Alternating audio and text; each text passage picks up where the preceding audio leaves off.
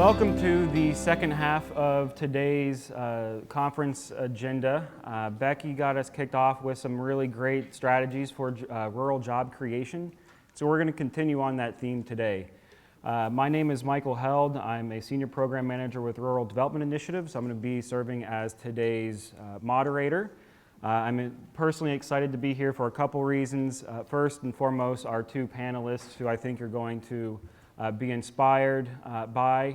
They have done tremendous work in the communities where they hail, and they're here to share some of their accomplishments, successes, maybe some words of wisdom for you all. A little bit about my organization, RDI. Many of you may be familiar with a lot of our work across Oregon.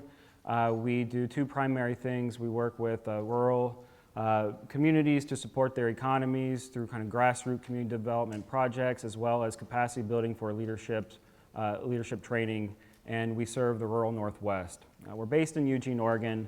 I myself am located here in Salem, but have staff throughout the Northwest. So we're happy to be here. One of the reasons why we are here is a program that we have called Business Retention and Expansion. And these two guinea pigs up here were our first two communities for delivering that program. And we've been at it for a little over a year and are excited to be up here to share some of our stories. I'm also excited to be up here because I think this is the most important topic. I'm just saying that because not hyperbole, but I really do believe it's the most important topic that we may have here today. BR&E, Business Retention and Expansion, is really the foundation for our economic development strategies and our work that any economic developer or person interested in economic development should be aware of. So in your program guide, I believe the first sentence reads a fact that I think is very important for us to know and understand. That's 80% of net new jobs come from existing businesses that are already located within your community. Now think about that. When we think about our assets, 80% of our job creation is coming from an asset that is already within our communities. So as economic developers, as city leaders, that is important to know and recognize as we think about engaging in economic development activities. So it speaks to the importance of this topic. With that, I will introduce our two panelists. We have Matthew Cleese, who is the assistant to the city manager in the Dalles, Oregon, formerly the Dalles Main Street director. So I think he's going to be speaking with a couple hats on today. And we have Rick Ingham from the city of Vinita, city administrator there. So I will turn it over to Matthew to begin. And we're going to do two presentations, and then I have some Q&A, and then also we'll facilitate some audience Q&A. So be sure to be taking notes and questions as we go forward, and we'll be sure to get to them.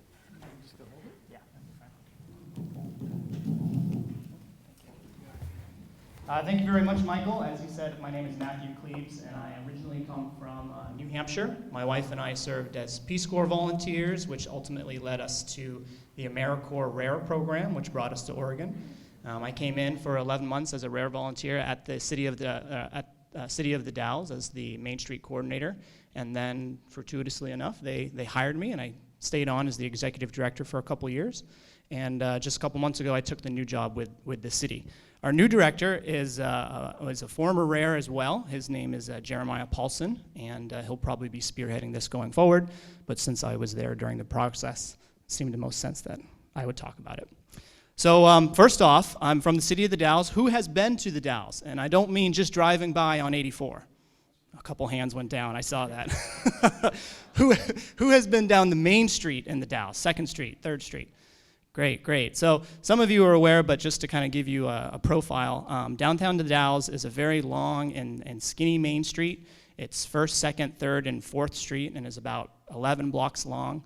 We have roughly 220 businesses downtown. That's a big mix of retail, professional office space, banks, some manufacturing. And it's gone through a lot of development. We were really relying on an aluminum plant that went through several closings and has really been in kind of a transformation phase. And that leads to the Main Street program that when I came on board was at the Transforming Main Street platform. It's now at the Performing Main Street platform. And with the new director coming on board, we have some very active committees, and we're very proud, of course, on what we're talking about today, our business retention and expansion program. So that conversation really started due to a number of factors. It was kind of the convergence of the stars, I guess. And I think if I remember correctly, what really started the conversation is we had 3 businesses in particular that closed. 2 of them closed and 1 nearly closed due to a variety of reasons that we felt that if we had the relationship, the communication, the data, Main Street and other partners could have really helped retain those businesses and help them expand. So we had a business that closed. All of these businesses were in the black. The first business closed due to some unexpected personal reasons, and it was a very quick 2-month process before the business closed.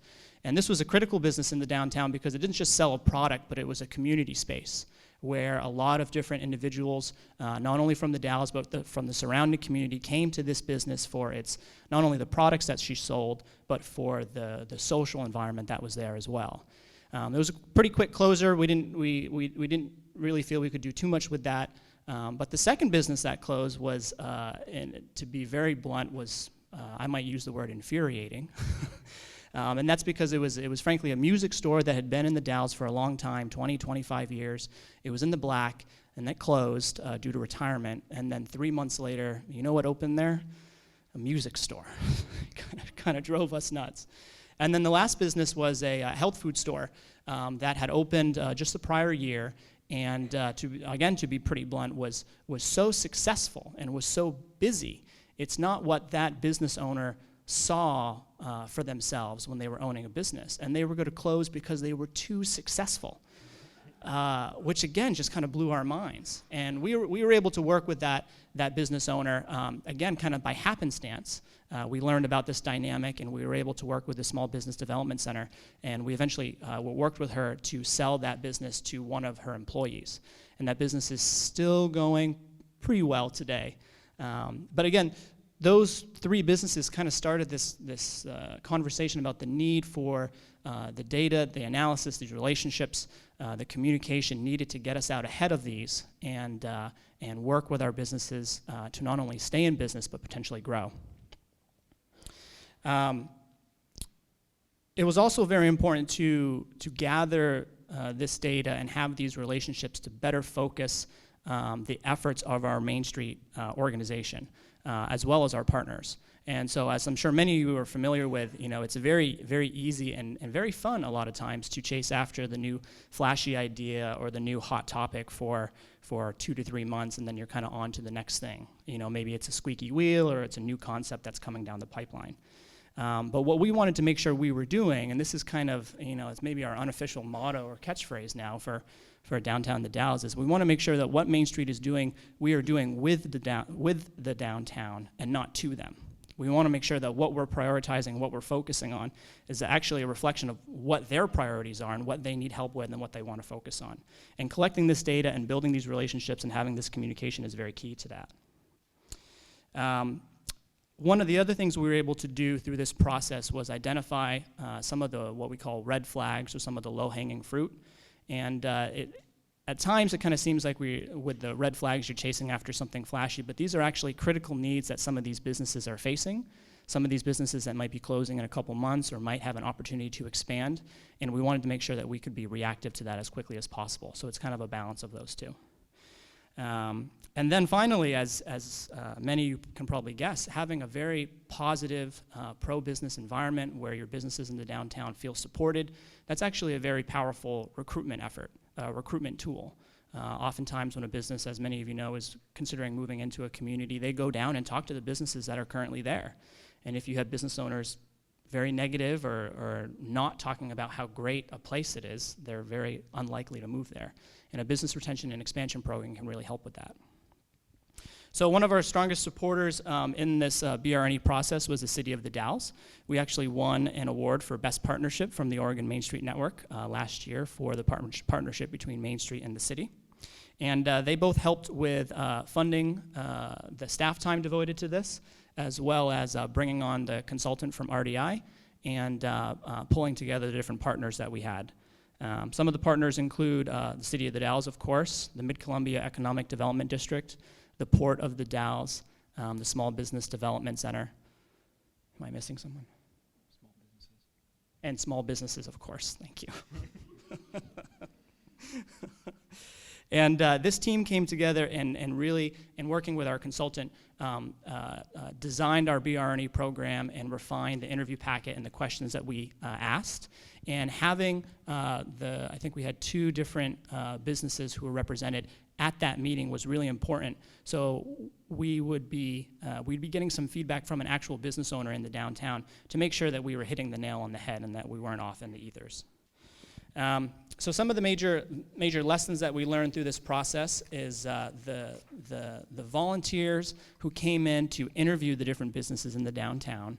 We had about 20 volunteers in teams of 2, and they each visited 4 businesses, so our sample size was about 40 businesses. 33 we were actually able to connect with. But training those volunteers and what BRNE is, what the methodology is, what the intent of the questions are, and most importantly, confidentiality was really key to develop those relationships where you can have a frank conversation with the business owners and they know that that information isn't going to be spread kind of all over the place. We were also able to ask the series of questions without imparting their own bias on the tone or intent and swaying the answers. Like I said, we interviewed a total of 40 businesses. We were actually able to connect with 33, and we had to find quite a few businesses to fill some of the declines that we got. So if you're going through one of these processes, you want to make sure that you have a pretty good bench of businesses that you can interview and be prepared to fill in some additional ones as you go through the process. And then through our process for the very first BRNE round, we focused on a random sample of the downtown. So the 220 businesses that we had, like I said before, a mix of retail, business, office, and we wanted to get a broad spectrum set of data for this first round. And that was quite a lengthy conversation that we had at the leadership team meeting about focusing on one specific sector, such as retail versus office, and what kind of data and how we were going to use that data. So those are all conversations held at the leadership team meeting and then refined down until we had something that we wanted. And so based on the data that we collected from the 33 businesses, we identified several themes that we then kind of wordsmithed down and crafted and took that back to the businesses we interviewed to make sure we were hitting the nail on the head. And we were able to refine that down to 3 major themes. The first was a need or a desire to see Main Street and other organizations focus on the physical improvements to the downtown. Not necessarily a new bike rack on the corner, but they wanted to see preservation and rehabilitation of the historic fabric, the historic assets that we had in the downtown. There was also a lot of focus on marketing, coordinating a vision for the downtown, what we want to be, what's going on downtown. And this affected some of the Main Street programs that we were currently working on, one of which is called the Why Shop Downtown the Dalles video series, where we conducted these short 1-minute, 2-minute videos highlighting a business in the downtown. And basically what we heard is businesses will market their business. They seem to have a pretty good grasp on advertising and how to advertise.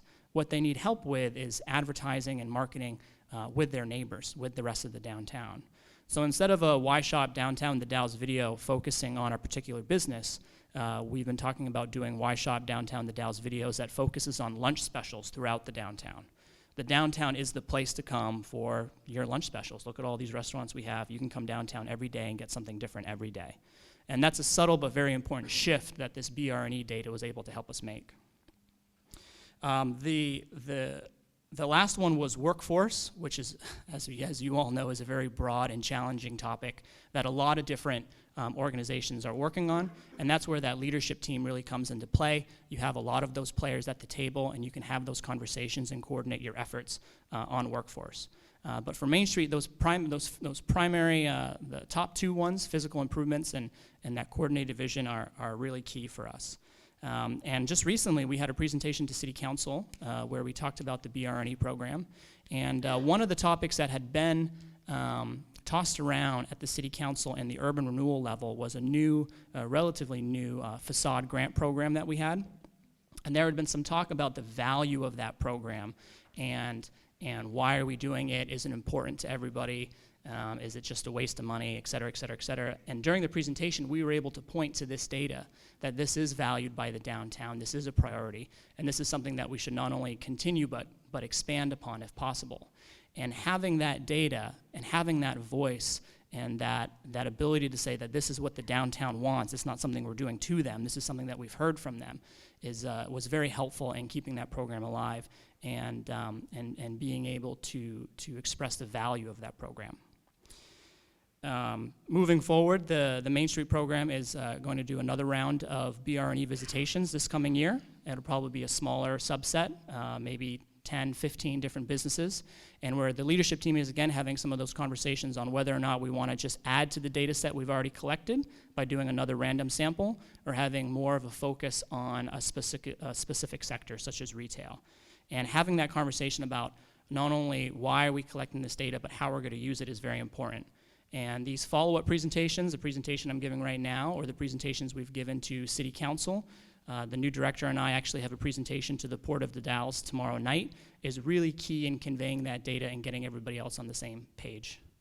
So I think with that, that's kind of my snapshot of the BR&E program that we conducted in the Dalles, some of the dynamics that we were able to work out with, what some of the results were, and I'm going to pass the mic over to Rick for his presentation, and then we'll do some Q&A after that. Thank you.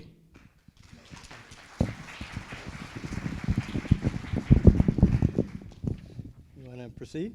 Should we go? Go right ahead. Hey, great, thanks. It's good to see a lot of familiar faces in the crowd, and so I appreciate Michael's invitation to come up and share part of the Vinita story.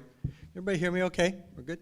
My presentation is kind of broken into two pieces.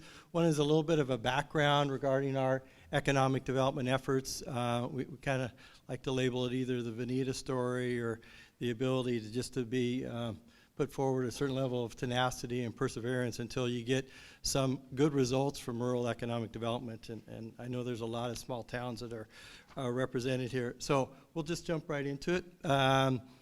Vinita is 10 miles due west of Eugene on Highway 126. We're a small rural community incorporated in 1962, so we've been around about 57 years or so. We are very much a bedroom community to the Eugene-Springfield metro area. We probably had the last of our large timber mills move out in the late 40s and had some carryover secondary wood products up until the early 60s, but very much we have fewer businesses that exist now in Vinita than we did in 1982. And so we're still really trying to do a turnaround. We're a pretty rapidly growing community. We have a population of over right about 5,000. And the one thing that we've been consistent with, and our council has been consistent with, they set a series of goals back into 2002, 2004, and ever since, economic development has been a high priority for the city. So it really is a tenacious effort, and it has to be led mainly by community leaders and elected officials. So the definition of tenacity is to hold firm of one's opinion, and that very much meets Vinita's kind of call on economic development. We've been very fortunate in the 14 plus years that I've been there. I've had 3 mayors in the course of the 55 years that Vinita's been around. We've had a total of 7 mayors. They've all been committed to economic development. And I will tell you, it's the commitment by those elected officials that pays long-term dividends. And of course, hopefully they reflect the wishes and desires of your community as a whole. So to have engaged community leaders, both business and civic leaders, is hugely important.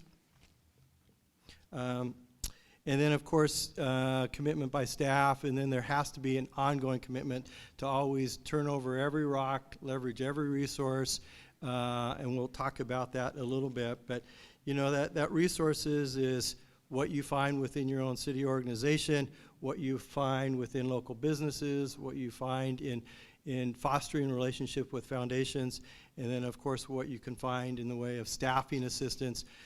We are a city that has a total of 16 employees We are a full-service city with water, sewer, streets, and so we're pretty lean and mean. So tenacity, and these are things that you guys hear and talk about. I want to just hit on the bottom three there really quick before we get into the main presentation. Is we've been at this for 14 years. We found that we need to go ahead and celebrate our successes along the way, or we get pretty burned out. We needed, and I think it's true for most cities, you need a pretty detailed roadmap. And maybe it's not necessarily a roadmap, but more of a navigation chart, knowing that you got tides and winds and different variables that are going to throw at you, which always kind of sets you off course a little bit. And then, of course, long term, you've got to secure staffing and expertise at crucial junctions. And we're going to talk a little bit of that about we get into the BRE program. I can't overemphasize enough the need to go ahead and secure good staffing where you can get. And I'm going to put a couple people on the spot since Titus isn't paying attention back there. But we're one of those communities over 14 years where we've actually had 9 rare participants. We've had 6 committed to economic development over a 7-year period of time. And almost on every front, they've helped advance our different economic development planning phases. So we utilize RDI, Michael's organization, community planning workshop. I don't know if Megan's here or Bob's here, but probably every year we have them doing a new feasibility study for us or working on something. Good consultants, Lane County Economic and Community Development is present here. We're constantly working with them. Travel Lane County, Travel Oregon, Business Oregon, and the Department of Land Conservation and Development. And I know our good friend Tom Hogue is still here someplace. Thank you, Tom. If you haven't worked with Tom, I think you heard from him earlier, he's got tremendous resources and great expertise. Let me just touch on this. So since 2003, we've put together 8 different plans that have helped guide us in our efforts.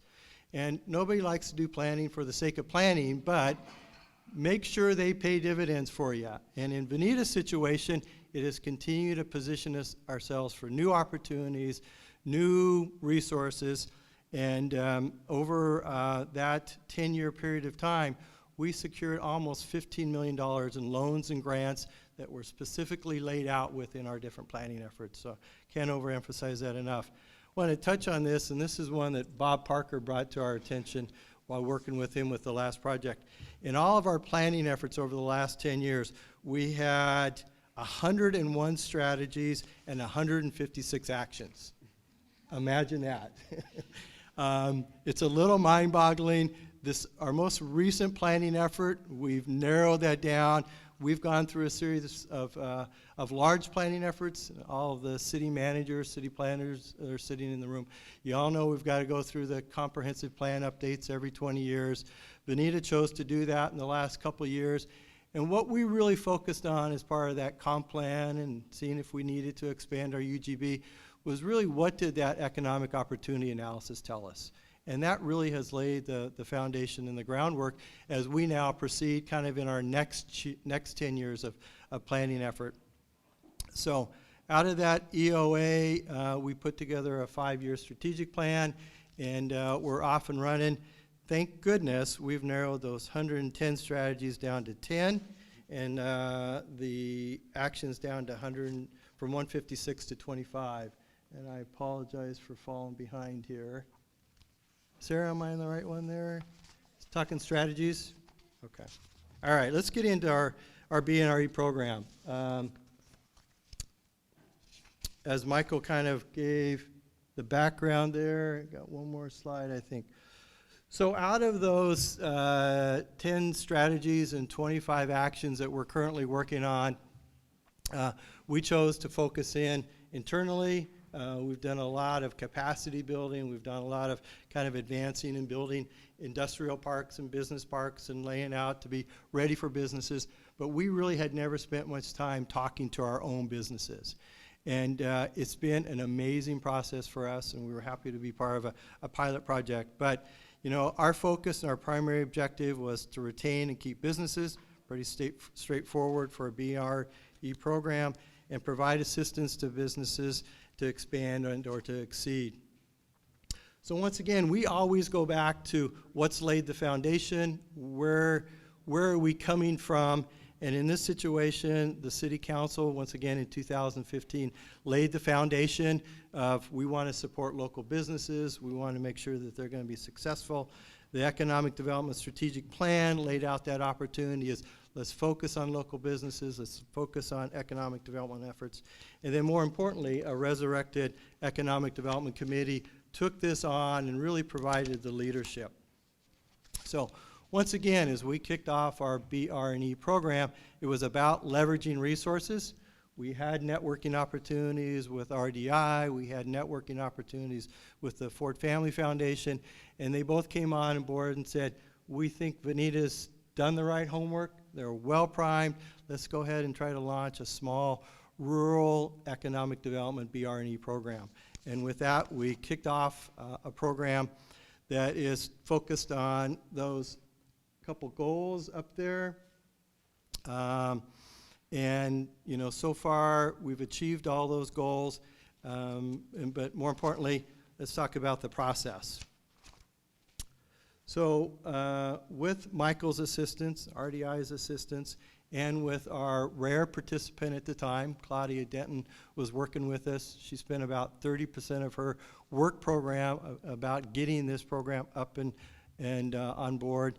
I'm going to start from the bottom of that chart with the coordinators. And in our situation, Michael and Claudia acted as the coordinator. They were the shepherds, the gatekeepers. They really drove the process from us. But they helped us organize a series of processes and procedures that really laid it out. So we had a leadership team that was made up of city staff, the coordinators, and a few other community folks. We had our Economic Development Committee that acted as an advisory group. We then went out and recruited for our business visitation teams, and then of course the whole process of pulling together that data and analysis as part of those visitations took place. So the program development real briefly.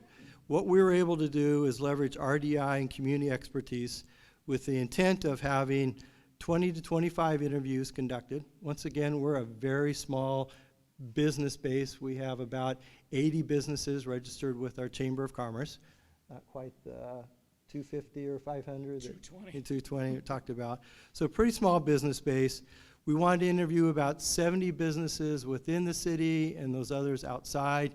We've often been referred to as the Fern Ridge area, so we actually have quite a few businesses that reside right outside the city limits. We wanted to interview our largest 4 employers, and we also wanted to go about conducting,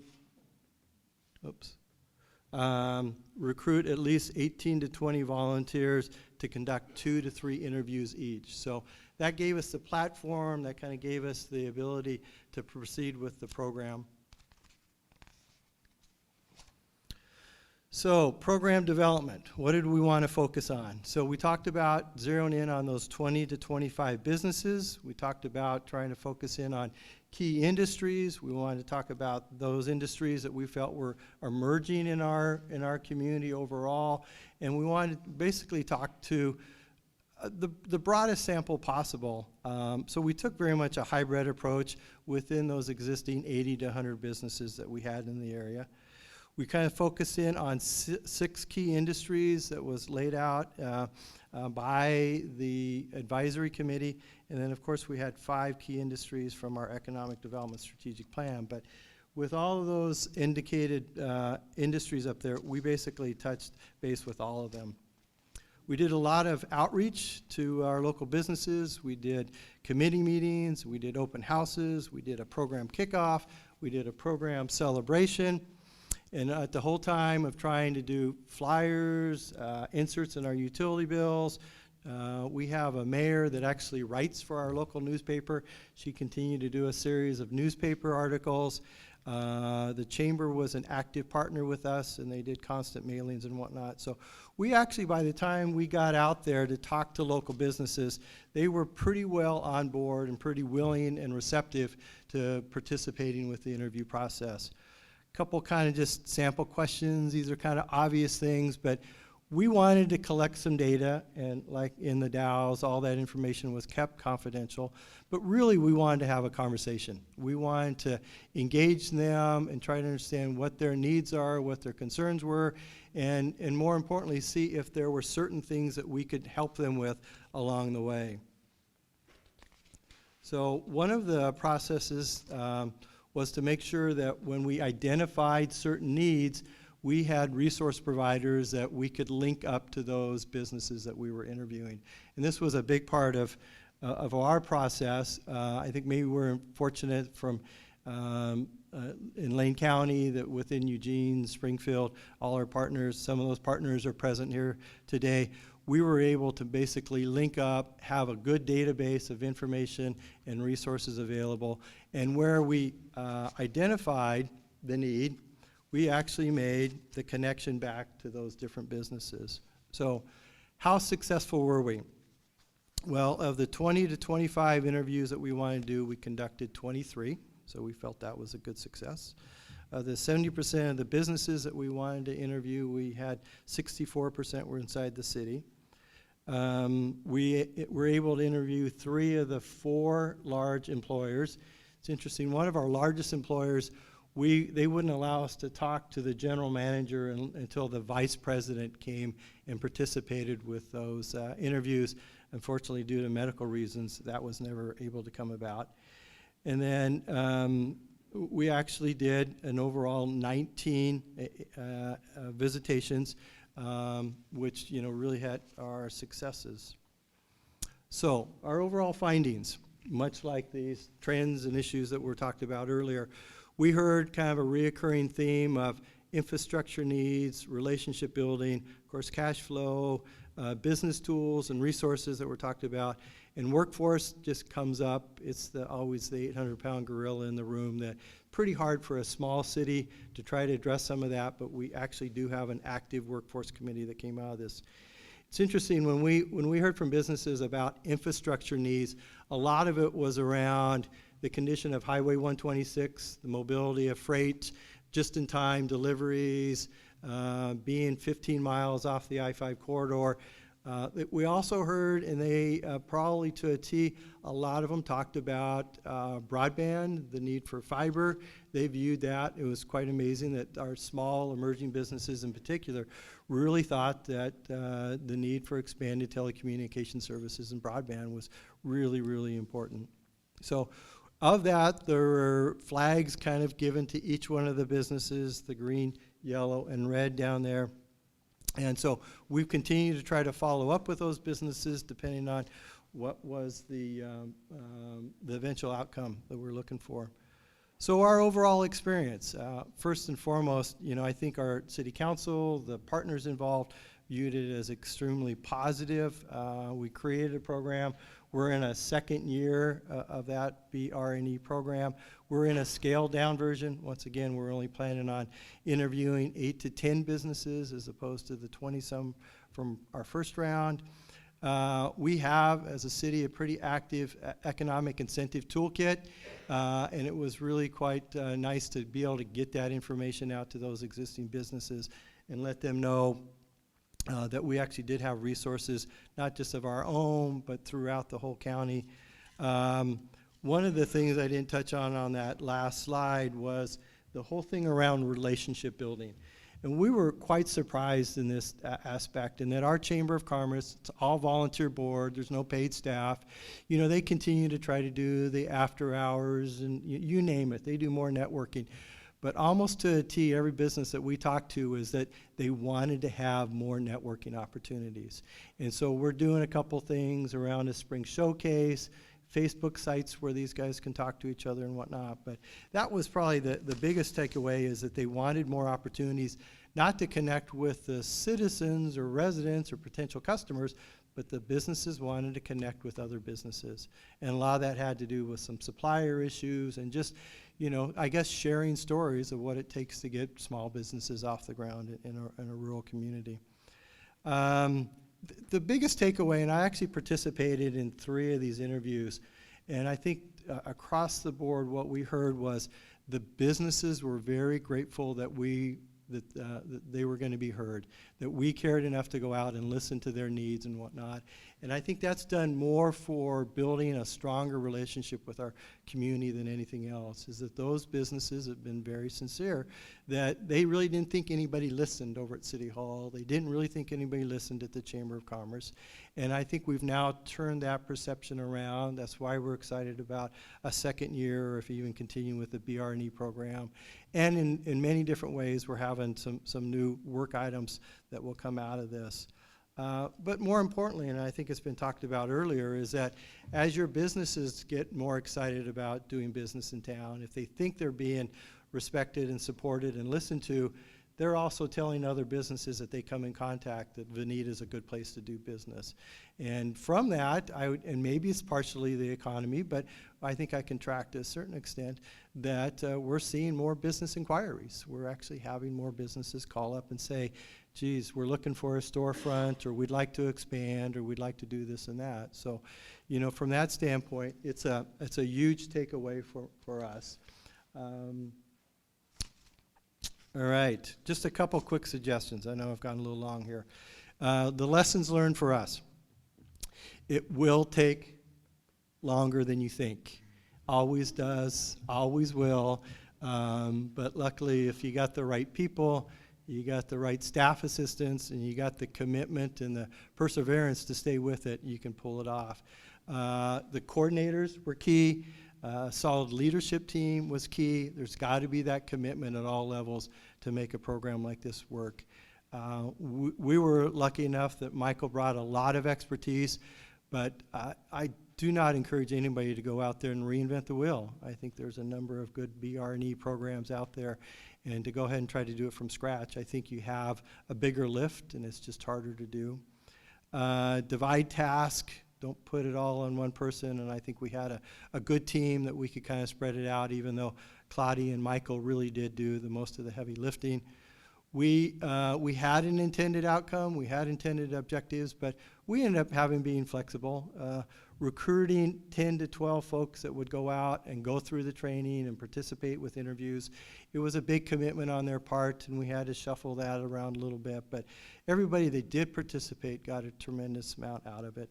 And then, of course, I think the big one for us is to evaluate, did you reach your goals? What's the takeaway? How can we apply that to helping assistance businesses in the future?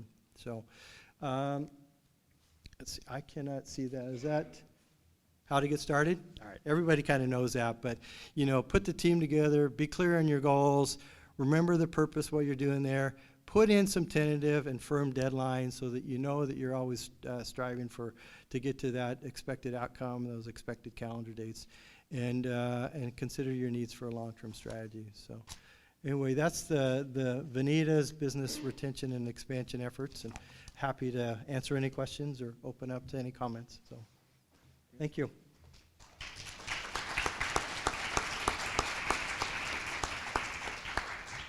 So I just have a couple questions, and we'll open it up to audience Q&A. If you can hold tight for 1 second, and we'll have someone run a mic, and if we can get a mic runner. But this question kind of builds off of, Rick, what you just finished with, and Matthew, I'll open up to you as well, is I think one of the lessons that we've all learned in our careers is that the timing has to be right for some of these projects to be successful. So how did you know that the timing was right to engage in this effort, or did you know? And what might be some basic elements that you would say need to be in place to take this on for maybe communities that are sitting in the audience that might be interested in something like this?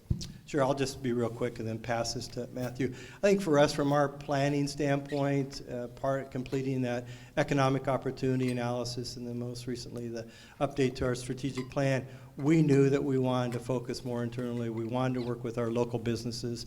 We wanted to see what kind of assistance that we could provide. Luckily, we had the right resources, the Ford Family Foundation coming through, our ability to include in the rare work plan somebody to help assist and coordinate the BR&E program. So I think the stars aligned pretty well for us, and from that, we've had a good positive outcome.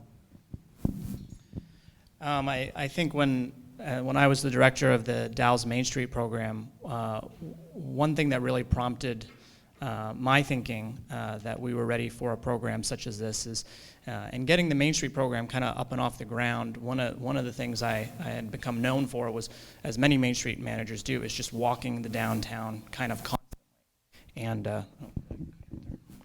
And a lot of the feedback I got from that was actually very positive. They like the fact that there was the Main Street director, or there was a person who was out on the sidewalk talking to business owners, talking to community members, and building those relationships and having that communication about what challenges and obstacles that they were facing.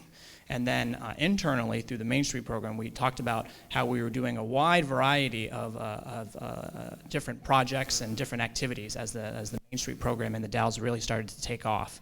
And we really needed to get some of that information, to get some of that communication, and work with our downtown to build those relationships in a more formal way to help us prioritize and focus on some of our key issues to make us as effective as possible in transforming our downtown. Coupled with the three businesses that went through those transformations pretty close together. Is this cutting in and out? Pretty close together. The community saw that happen as well. The music store had been in the downtown, and to see it go out of business for 3 months and then see another music store came in, there was that conversation happening. There must be something we can do to have these transitions happen more effectively, to help retain these businesses, to help them expand. So it's kind of those three things: my own experience, conversation within Main Street, and then what was actually happening in the downtown. All right, with that, we have about 5 minutes. We'll do some Q&A from the audience. And yes, sir, over here. Do we have a? We're not. I'll let you run. In bringing,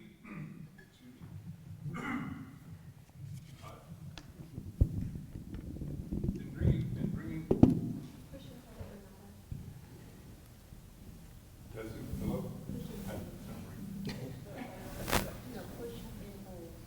In bringing all this new business out to Vinita, what part of this new business came from outside the city? In other words, did you bring any businesses into Vinita that might have moved, say, out from Eugene for whatever reason? And in a more general sense, did you have to do a lot of upfront infrastructure investing in order to provide what these new businesses needed? That's all. Good question. Really, that whole business retention and expansion, we've been geared at just trying to retain our businesses. You know, we want to make sure that the ones that we have are going to be successful, and if we can get them to expand from their garage to a storefront to 2 to 3 employees is really, really important for us. We have laid and spent quite a bit in the way of infrastructure development over the years. We were fortunate that we had done our planning process, and when the recession hit, we did over $14 million worth of investment improvements at about 60% of the cost if we had waited to do it now or outside the recession. We still struggle, and I know there's a few folks here from the Downtown Association. We are still trying to build a downtown. We put $2.4 million just into water, sewer, streetscape to start building a downtown that the highway has left us behind about 40 years ago. So we know that we need to continue to make those investments. How can I say that we've had huge success in attracting businesses with our program? I wouldn't necessarily say that, but I think we're getting closer.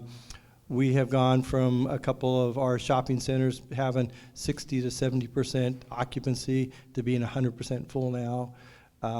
We were trying to find additional retail space to bring businesses downtown, but you know, there's more investment to be done, and I think we're really waiting for more pressure to be put on both the private sector and the public sector to say now is the time to make those additional investments.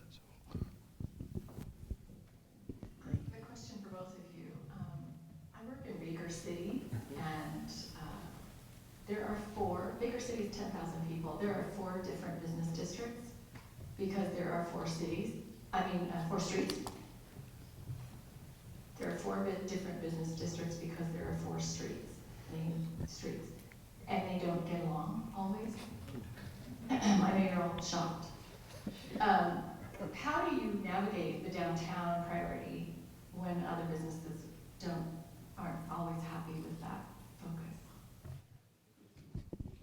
Well, I think the exercise that we did after we had collected the data and refined down what the major themes were was not only beneficial to prioritize and confirm what we had identified, but what was actually maybe even more beneficial was getting all of those business owners in the same room to talk about it and to really discuss what that meant to each of them and prioritize.